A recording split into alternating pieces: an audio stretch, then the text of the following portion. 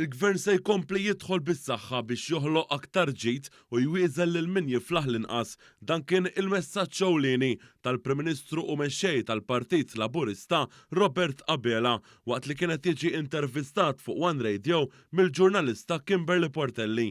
Waqt l-intervista il-Prim Ministru Abela saħaq li l-ħidma tal-gvern se tkun iffukata biex l-investiment li qed isir u jrid jikber jew dak li ġej ikun iktar sostenibbli u jrendi iktar fil-waqt li b'riżultat ta' tranzizzjoni diġitali jitfa' inqas pressjoni fuq pajjiżna.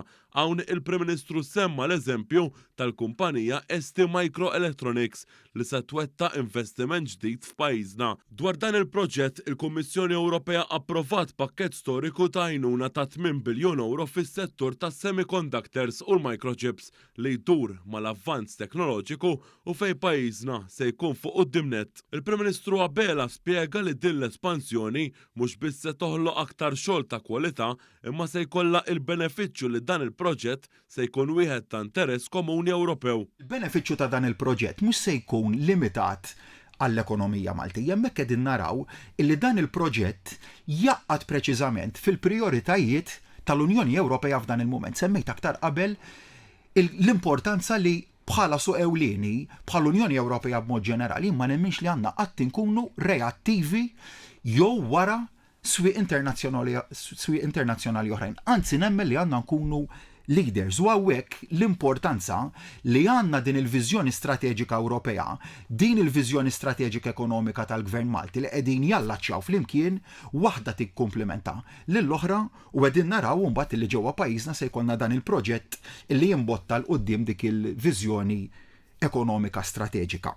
Il-Prim Ministru spjega li dan il-prinċipju japplika wkoll fil-każ ta' investituri oħrajn biex iħarsu lejn il-viżjoni strateġika li fuqha miexi il-pajjiż bl-għarfien li l-Gvern dejjem se jsibuh warahom biex jimbotta l quddiem dawn l-inizjattivi. Dr. Abela spjega wkoll is-sinifikat importanti tal-Malti Material Recovery Facility f'Ħalfar li ġiet inawgurata iktar kmieni din il-ġimgħa u li se tkun qed ittejjeb il-kapaċità tal-immaniġġjar tal-iskart ta' pajjiżna. Il-Prim Ministru refera wkoll għal proġett ta' Witfulija li minn post fejn kienu intremew madwar 2 biljun kilogramma ta' skart illum huwa wieħed mill-isbaħ pajsaġġi li għandna f'pajjiżna.